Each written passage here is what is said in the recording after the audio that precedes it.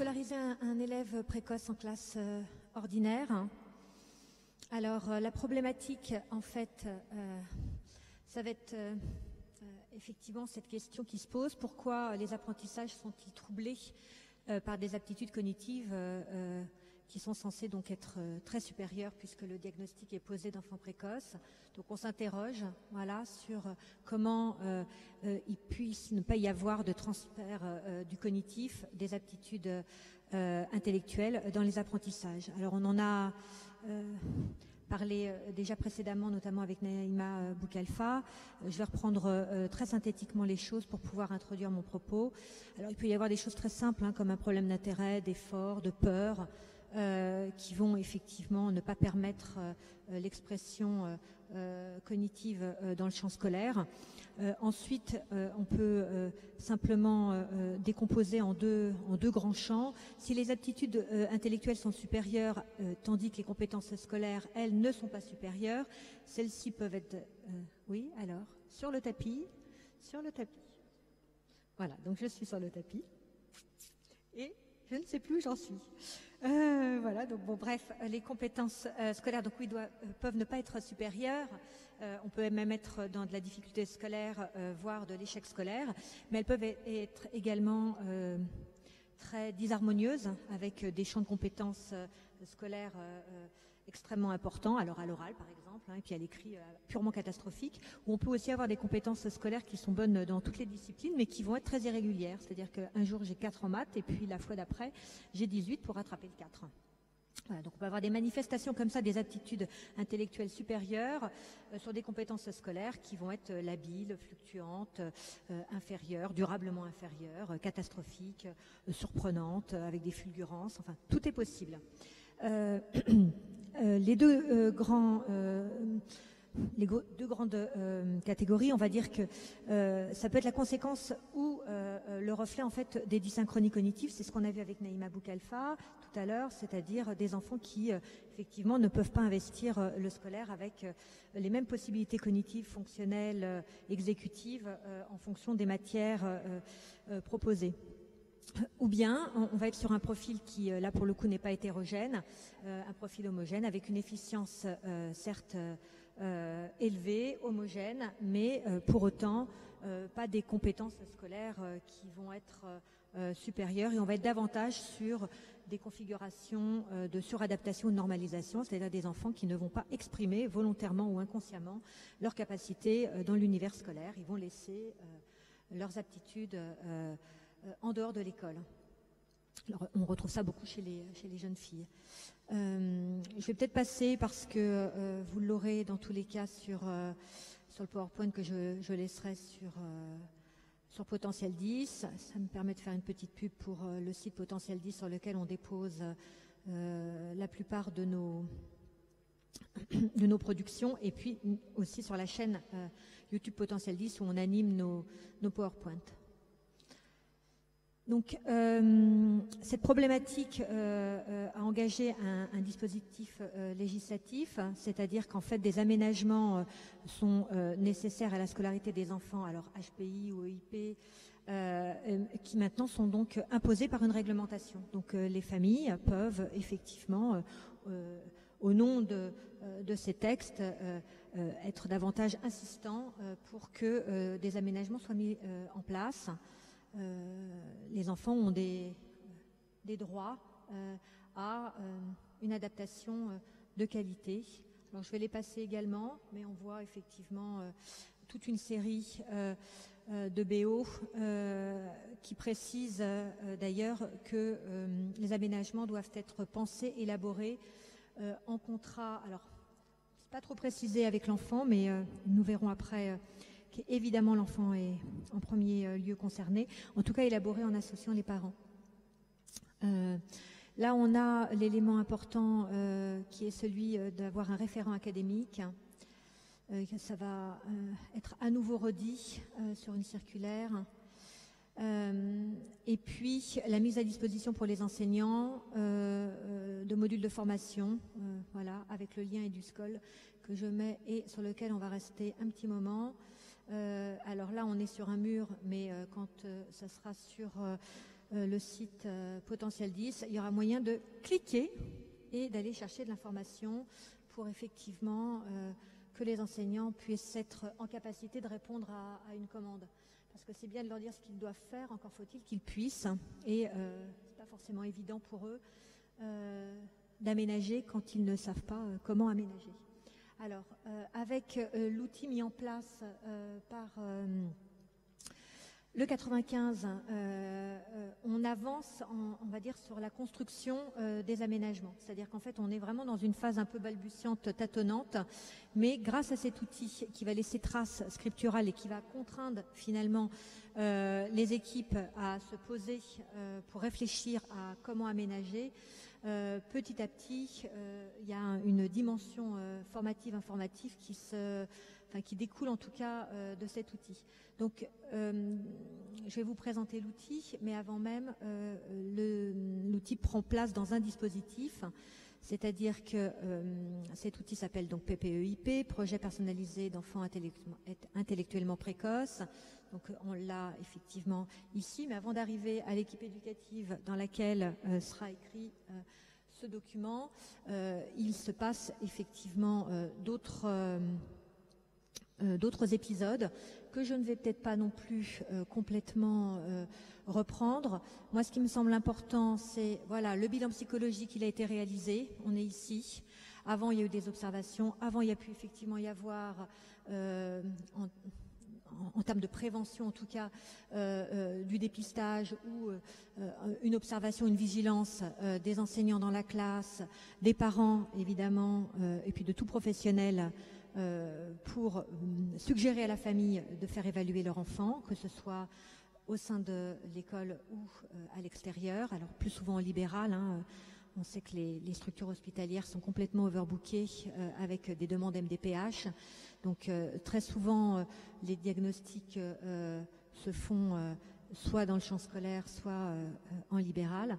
Donc une fois que la pose de diagnostic est réalisée, l'idée c'est effectivement de se réunir pour pouvoir écrire ce document. Alors l'équipe éducative en fait va dans tous les cas apporter une nouvelle compréhension à valence en tout cas positive, puisqu'on va se réunir autour de l'enfant, on va se préoccuper de l'enfant et il va y avoir un partage des points de vue, un croisement de regards qui permettra la construction d'une alliance entre les différents partenaires. Alors qui participe, c'est pas une assistance, c'est une participation à cette réunion. Alors les parents, puis l'élève, parce que l'élève n'est pas forcément là dès le début. Ça peut être quand même intéressant qu'on puisse parler de lui à la troisième personne sans qu'il soit là. Ça peut être assez désagréable. En fait, il va arriver souvent quand on a commencé à un peu réfléchir aux aménagements et on va lui soumettre, on va lui proposer et il va pouvoir parfois nous dire « Ah ben non, ça pas du tout » ou encore nous proposer d'ajouter quelque chose. Donc c'est pour ça que j'ai notifié puis l'élève.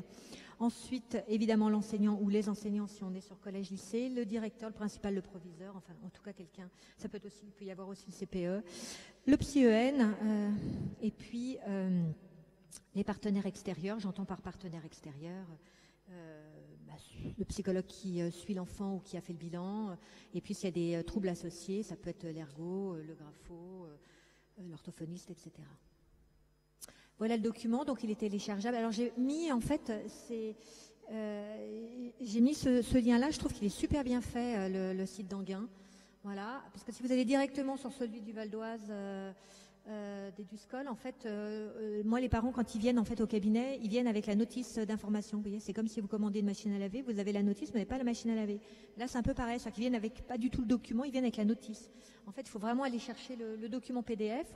Alors l'intérêt de l'imprimer avant, on pourrait se dire, ce sont aux équipes de l'imprimer, c'est que ça permet à l'enfant et à la famille de s'approprier le document. Et puis moi, en plus, je demande généralement qu'ils viennent en consultation avec le document vierge pour m'éviter de faire des photocopies, voilà. Et puis pour pouvoir le remplir au brouillon avec l'enfant en entretien d'explicitation. C'est-à-dire que l'enfant vient avec son cartable. Il y a souvent eu un entretien avant, parfois même c'est un enfant que je suis. Et puis on fait état des lieux de comment ça se passe dans la classe, comment ça se passe pour lui dans la cour de récréation, comment ça se passe pour lui à l'école en général. Et on coécrit le document. Donc voilà le document vierge. Alors pourquoi je le montre vierge? Parce que c'est quand même assez intéressant toute cette partie blanche qui peut à la fois nous faire peur, mais pas du tout, puisqu'on a une partie très chargée à droite. Mais en tout cas, ça nous permet vraiment de laisser libre cours à notre créativité et de demander, en termes d'adaptation pédagogique, beaucoup de choses innovantes. Alors le document, il a été réalisé en fait sur la base des points saillants des spécificités des enfants précoces, les plus fréquentes. En fait, on va avoir donc une liste de particularités récurrentes chez les EIP qui ne correspondent pas forcément à leurs besoins. Hein. Mais alors, on est déjà tellement content d'avoir ce document que je ne vais pas être dans une critique, si ce n'est que de préciser qu'en fait, voilà, il y a certains items qui sont un peu redondants, et puis un certain nombre d'items qui sont manquants, notamment pour la dernière partie, les particularités socio-affectives, qui pourraient effectivement comprendre davantage d'items. Alors, je vous propose il me reste 10 minutes, merci. Quelques exemples de PPEIP remplis, donc des études de cas, comme on dit dans notre jargon. Voilà un PPEIP rédigé, alors pas en équipe, hein, c'est pas aussi bien écrit que ça, hein, ça a été recopié après, mais en tout cas ça a repris les propositions faites en équipe éducative. Donc là, c'était un élève de CM2 qui a sauté de classe. On est sur le 95, Sarcelles. Je me déplace, la maman, l'enfant, et puis il y a juste la maîtresse. Voilà, c'est un enfant qui est venu en consultation avec, en fait, il se tailladait les bras, avec, vous savez, les petits bâtons pour faire les jardins zen. Donc, normalement, c'est pour calmer. Vous voyez, ben, lui, il utilisait la baguette pour écrire, en fait. Alors, la maman consultait en parlant de scarification. Et en fait, c'était pas du tout ça. En fait, il écrivait sur ses bras. Et en fait, il avait dû faire 100 lignes la veille. L'avant-veille, il avait eu encore des choses à écrire. Voilà. Et on a pu faire du lien, effectivement, avec un gros problème autour du graphisme. Donc c'est un enfant qui est actuellement suivi par Madame Ankner d'Arras sur le cabinet d'Imarmont en grapho. Et donc la plupart des préconisations ont été effectivement autour de l'allègement voilà, de l'acte graphique, et puis de la capacité de l'enseignante à supporter que cet enfant puisse faire autre chose que ce qui se passe en classe, c'est-à-dire qu'il puisse... bon, j'imagine que vous êtes en train de lire et moi pas, donc je vais peut-être pas dire ce qui est nécessairement écrit, mais je vais essayer de faire une petite synthèse, en fait, qui puisse voilà, avoir une balle de massage, qui puisse par moment demander d'avoir une table individuelle, qui puisse quitter la classe pour aller dans le petit espace à côté atelier, qui puisse voilà, bouger sans être systématiquement puni, puisqu'il y avait également des éléments d'ennui et d'agitation qui venaient comment dire, parasiter son fonctionnement scolaire. Voilà. Donc un enfant qui, dans la motricité fine, était très empêché, et par contre dans la motricité globale, qui avait besoin au contraire voilà, de bouger. Un autre exemple, un élève de collège, il vient de rentrer en 6e, collège privé, il a 2 ans d'avance, c'est un élève alors agité. C'est comme il est décrit par les enseignants, un peu les parents au début, puis finalement on s'habitue hein, quand on a un hyperactif chez soi, mais au sens pas du tout hyperactivité nosographique, hein, hyperdynamisme, on va dire ça comme ça, un enfant qui est toujours en action, toujours à vouloir effectivement manipuler. Bon, il semble en tout cas agité en classe, avec des crises de vexation, c'est-à-dire que dès qu'il est repris, dès qu'on lui demande d'être attentif, dès qu'on lui dit d'écrire, dès qu'on lui fait une remarque, il peut effectivement s'opposer, se vexer à un point qui soit presque inadapté, puisqu'il peut se cacher derrière les rideaux ou se mettre sous la table. Un ennui manifeste qui évidemment ne plaît pas aux enseignants, parce qu'un enfant qui soupire ou qui s'ennuie, c'est absolument insupportable pour un enseignant. Sauf qu'au lieu de modifier effectivement ce qui lui est proposé ou le laisser effectivement ne pas s'ennuyer en faisant autre chose, l'enseignant va peut-être d'une façon plus générale établir un relationnel un petit peu compliqué avec l'enfant. Alors je dis l'enseignant, il y en a certainement plusieurs, mais c'est une façon de de parler de la relation apprenant enseignant qui n'est pas forcément évidente par rapport à une situation d'ennui. Là, on est en collège, donc il y avait effectivement plusieurs enseignants. Et puis des symptômes. Donc l'ennui quand même, malgré tout, au domicile, faisait que l'enfant avait plus de difficultés à se lever le matin pour aller à l'école, mais quand même content de retrouver les copains. Et puis des symptômes, des troubles du sommeil, enfin voilà, des douleurs abdominales. Donc, alors pour cet enfant, généralement on demande le surlignage des points saillants et puis à côté on fait des propositions qui là sont totalement illisibles.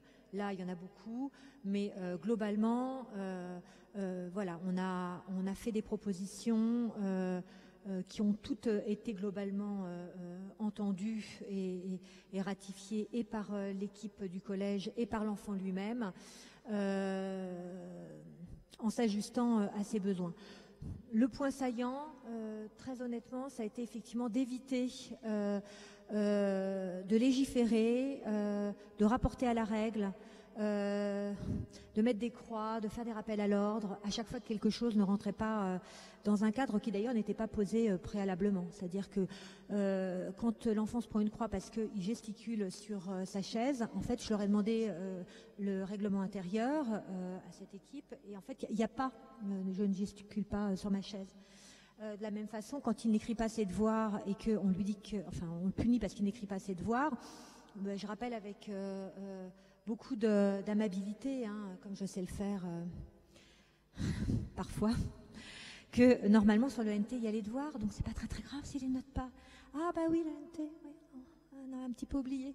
Voilà, donc à un moment donné, la sanction elle est pour qui? Pour l'élève ou pour l'enseignant qui n'a pas mis les devoirs sur le NT, et que du coup l'enfant n'a pas fait ses devoirs, et quand il arrive à l'école et que ses devoirs sont pas faits, finalement il a un travail supplémentaire ou une heure de colle, mais l'heure de colle, qui est-ce qui va y aller? Peut-être le parent, parce que c'est le parent qui a dit lui-même de ne pas faire les lignes. Enfin, vous voyez, à un moment donné, l'idée c'était de recadrer ce qui était à recadrer, et puis d'anticiper et de rendre les choses plus justes, plus humaines, moins aléatoires, parce que l'arbitraire était totalement abominable pour cet enfant, et quand il se planquait dans les rideaux, c'était souvent parce qu'il avait agacé, énervé l'enseignant, et qu'il s'était pris une remarque à un endroit où il n'y avait pas lieu qu'il la reçoive.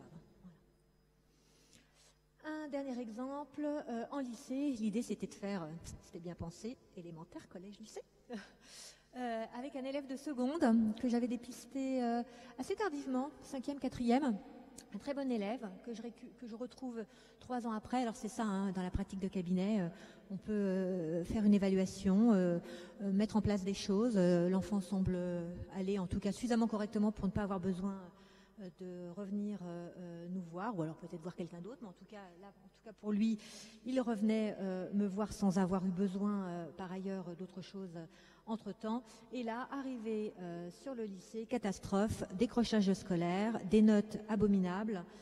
Alors les notes avaient commencé à baisser sur la 4e puis 3e, progressivement mais sûrement. Et là, sur la seconde, un absentéisme extrêmement problématique. Il me reste plus que 3 minutes. Et donc on a mis en place très rapidement juste quelque chose de très simple, c'est-à-dire que quand l'enfant se lève le matin pour aller au lycée et qu'en fait il fait demi-tour parce qu'il a trop peur, ou qu'il est prêt à ne pas faire demi-tour mais qu'au moment de rentrer en fait il a du retard, qu'il doit passer par le bureau, par le CPE, oui, par le bureau pour aller récupérer son billet de retard, qu'ensuite il doit justifier, qu'ensuite à un moment donné, il a plus vite fait de faire demi-tour. Donc en fait, on a établi qu'il fallait qu'il aille à l'école, qu'il sorte de son lit, qu'il aille effectivement dans l'établissement, quitte à ce qu'il n'aille pas dans la classe parce que c'était trop compliqué pour lui le regard des autres, ou trop compliqué pour lui tel prof. Parce qu'en fait, il voulait bien à la carte. Donc on peut aussi faire des emplois du temps à la carte. D'ailleurs, on avait proposé des aménagements, donc possibilité d'aller à l'infirmerie, sur le CDI, et puis en tout cas, qu'il puisse signifier sa présence dans l'établissement sans forcément être en classe, qu'il puisse aussi quitter la classe. Sur ce que je fais avec l'élève en entretien d'explicitation en cabinet. Voilà. C'est-à-dire que l'enfant vient et puis on décide ensemble de qu'est-ce qu'on surligne, qu'est-ce qu'on peut mettre, qu'est-ce qu'on peut demander. Alors moi je leur dis, on peut tout demander.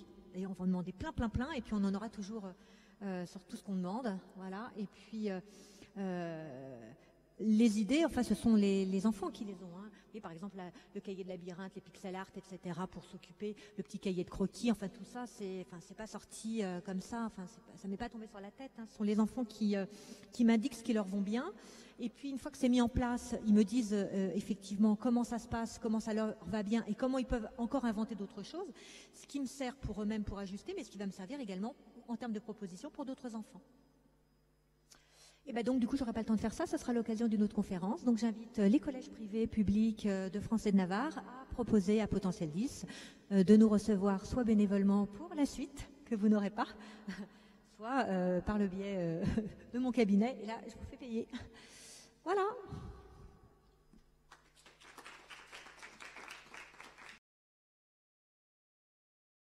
Je vais commencer en toute objectivité puisqu'on a mis en place des PPEIP ensemble. Donc voilà, c'est juste pour donner le contexte. J'ai une question, parce que vous expliquiez à juste titre qu'il fallait, il y avait le travail partenarial et d'explicitation. Quel est votre point de vue sur l'explicitation du PPEIP dans la classe envers les autres élèves? Parce que c'est un point qui me semble primordial aussi dans la mise en œuvre. Excellente question à laquelle je vais répondre aujourd'hui d'une certaine façon et à laquelle j'espère, j'ose ne plus avoir besoin de répondre dans quelques temps. C'est-à-dire qu'on est obligé de mettre un PPEIP parce qu'en fait, naturellement, ça ne se fait pas, les aménagements. C'est-à-dire qu'en fait, il faudrait que tous, ils aient, non pas un PPEIP, mais que tous, ils aient leur programme personnalisé.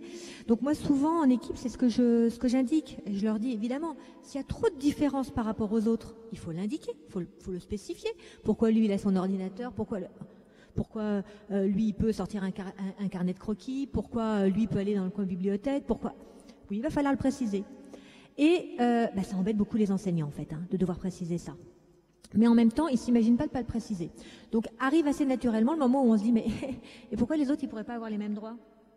Et donc là, le PPEIP, pour moi, c'est un outil qui est provisoire, c'est transitoire. C'est-à-dire qu'à un moment donné, ce qui va bien à un enfant intellectuellement précoce, ce qui va bien... à un enfant qui a envie d'apprendre et qui a des modalités de fonctionnement certes atypiques, mais enfin on a tous des modalités de fonctionnement particulières et singulières, peut concerner d'autres enfants. C'est-à-dire que tous les enfants aient dans leur cartable un carnet de croquis pour dessiner, peut-être même croquer leur prof ou marquer des choses idiotes dedans, plutôt que de les dire aux voisins ou de rire ou de le dire tout fort et d'amuser la galerie, mais tout le monde y gagne. Tout le monde y gagne. Donc, globalement, la plupart des aménagements que je propose sont valables pour tous, sauf que ça ne veut pas dire qu'ils vont tous l'utiliser en même temps et au même endroit et avec les mêmes besoins, mais que ça soit là et disponible et que du coup, voilà. Mais ça veut dire un traitement complètement différencié avec une acceptation, qu'on n'ait pas forcément les mêmes chaises, pas forcément les mêmes tables, pas forcément les mêmes bouquins, pas forcément, enfin voilà, on n'en est pas encore là, mais on y va. En fait, ça me fait me souvenir d'une expérience à laquelle j'ai participé il y a maintenant presque une dizaine d'années. C'était sur le secteur de Sannois. Et en fait, on avait inclus des élèves intellectuellement précoces dans une classe classique, il y en avait 6. Et c'est vrai que l'objectif qui avait été franchement manifesté et par l'inspecteur et par le principal du collège, c'était que à terme, tout à fait ce que tu dis, que en fait les modalités un petit peu atypiques qu'on utilise pour la prise en charge des enfants un petit peu différents se généralisent à tous les enfants de la classe et toutes les classes du collège.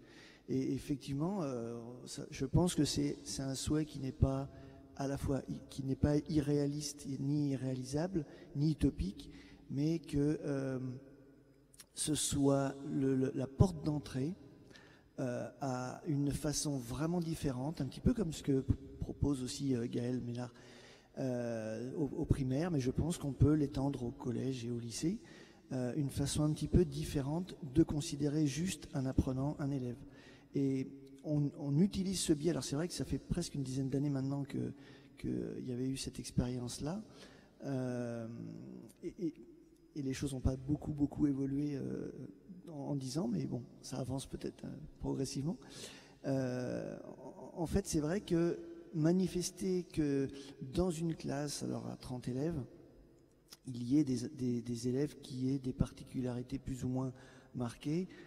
C'est vrai que ça nécessite des prises en charge un petit peu adaptées, mais je pense que au lieu de penser qu'on va s'adapter à certains, si on pensait qu'on va s'adapter juste à tous, à chacun, ça peut permettre de faciliter les choses et de se dire ça va juste être une manière d'être avec les élèves, plutôt que de se dire ah oui, là il ne faut pas que j'oublie que celui-là il est dyslexique, là il ne faut pas que j'oublie que celui-là il a besoin d'autre chose.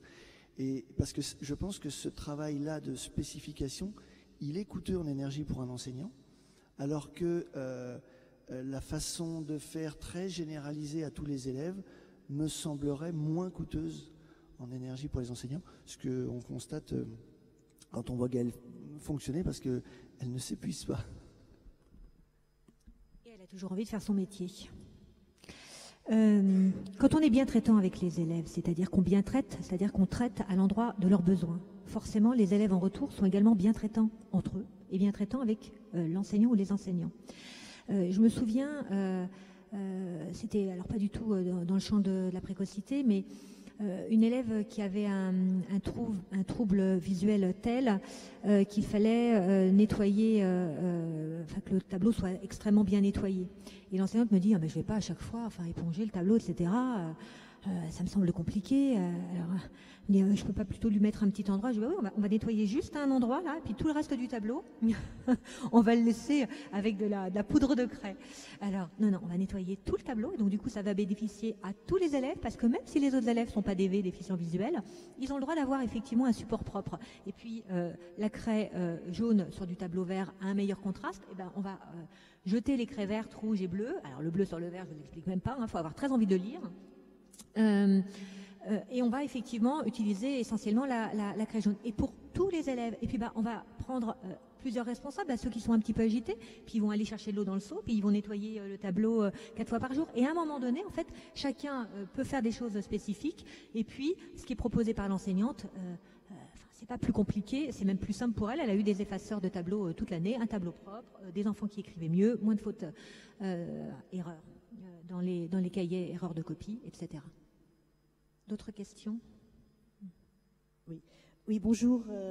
Pour le PPEUP, on signale qu'il est exclusivement fait sur le Val d'Oise. Pour pouvoir l'étendre un petit peu partout, ce serait bien de l'intégrer au PAP, le plan d'accompagnement personnalisé. Alors, est-ce qu'il y a des travaux dans ce sens, et est-ce qu'on pourrait, en tant qu'association, pousser pour qu'il y ait des travaux dans ce sens ? Alors, moi, le PPEIP, je vais dans les équipes éducatives et je fais la promotion de cet objet qui me semble absolument pertinent, même si il a des limites et je n'ai pas effectivement critiqué l'entrée, mais l'entrée devrait être davantage ajustée sur les besoins de l'enfant, de l'élève et les besoins des enseignants. Les enseignants, ils ont aussi des besoins d'accompagnement, plus que sur les spécificités. On peut l'utiliser n'importe où. C'est-à-dire qu'à un moment donné, ça reste quand même un outil officiel. C'est-à-dire qu'il y a une indication, presque une obligation d'ailleurs, je pense, sur le 95. C'est-à-dire qu'en fait, un enfant qui a été dépisté précoce, plutôt qu'il ait un PPRE ou un PAP quand il y a des troubles associés, lors d'une inspection, l'inspecteur dira non, mais nous, dans le 95, il y a un PPEIP. Donc, il faut... Voilà, il y a cette forme d'obligation. En revanche, ailleurs, non, mais rien n'empêche d'utiliser les outils de n'importe quelle académie d'ailleurs. Et plutôt que d'utiliser un PAP, un PPRE qui n'est pas adapté, pour lequel on ne va pas savoir, comment le remplir, je vais vous dire, mais même à la limite, on prendrait une feuille blanche. Que ça irait bien. Là, ce qui est intéressant, c'est qu'à la fin, l'enfant signe, le partenaire de soins signe, l'enseignant signe, la famille signe, on contractualise les choses. Ça permet aussi, si on dit qu'on va mettre des choses en place et qu'elles ne sont pas mises, de pouvoir revenir dessus. Et pourquoi ça n'a pas été mis en place ? Peut-être parce qu'on s'est planté, qu'on a fait des propositions, des préconisations qui n'étaient pas adaptées ou pas réalisables, ou peut-être qu'à un moment donné, il y a eu un oubli ou une incompréhension ou une difficulté pour l'enseignant de le mettre en place. Donc ça permet comme ça d'à chaque fois s'y référer. Après, le papier en tête soit comme ça ou autrement, c'est pas très très gênant. Évidemment, j'adorerais qu'il y ait des PPEIP, non pas, qu'il y ait un PPEIP, oui, soit national, soit en tout cas qu'il y en ait effectivement qui fleurissent dans les différentes académies. Mais là, en tout cas, nous sur le, même département, puisque là c'est départemental. Alors, une autre question. qui prend la responsabilité de le mettre en place? La famille ou l'équipe pédagogique? Alors pour le moment, moi j'ai très peu vu mais bon, j'ai une expérience là sur le PPEIP qui date d'à peu près 1 an et demi, hein, donc c'est quand même récent. Essentiellement, moi c'est les familles, parce que c'est moi. Je dis aux familles de demander. Voilà. Maintenant, j'ai eu des inspecteurs qui ont demandé, des enseignantes qui se sont fait un petit peu pas attraper, mais limite, enfin voilà, elles n'avaient pas forcément eu l'info, c'était un peu récent, et lors d'une inspection, on leur a demandé, et en fait, elles ont découvert comme ça, et donc du coup, elles ont indiqué à la famille. Voilà, donc ça peut arriver que ça vienne effectivement de l'équipe. Voilà, plus collège, lycée quand même, hein. Élémentaire, ouais, moins, mais c'est essentiellement, oui. Les familles, via l'association Potentiel 10, et puis via mon cabinet, et puis mes collègues qui l'encouragent également. Mais c'est tout récent, hein, donc... Alors, j'ai une question pour M. Boron. Au niveau de l'institution, est-ce que justement la formation sur le PPEIP a été passée dans les tuyaux? Et est-ce que, comme le PPAP et le PPS, il y a des informations largement réparties? Oui, dans l'ensemble, dans le Val d'Oise, il y a cette information et ça circule auprès des enseignants qui pour certains, viennent me demander la mise en place d'un PPEIP pour certains élèves. Ça veut dire qu'ils sont informés et qu'ils sont formés. Il y a quand même assez de canaux pour le faire. En revanche, je rejoins Madame Vidal, il ne faut pas se laisser enfermer par le document. On a même démarré en faisant des documents nous-mêmes il y a quelques années. Et c'était pas un PPEIP officiel. On l'a appelé PPEIP. On cherche sur Internet, on l'adapte. Voilà. Et il y a une autre dimension aussi, parce que c'est une question qui est sous-jacente depuis ce matin, c'est de ne pas oublier aussi il me semble, par expérience dans le PPEIP, c'est l'occupation des espaces. On parlait de la classe, des coins dans la classe, mais aussi dans le secondaire, de la circulation dans l'établissement. Les CDI, le CDI, la vie scolaire éventuellement, certaines salles, voire même des réflexions que j'ai pu mener moi sur la cantine scolaire. Savoir le mobilier par exemple aussi, sur la journée de l'élève.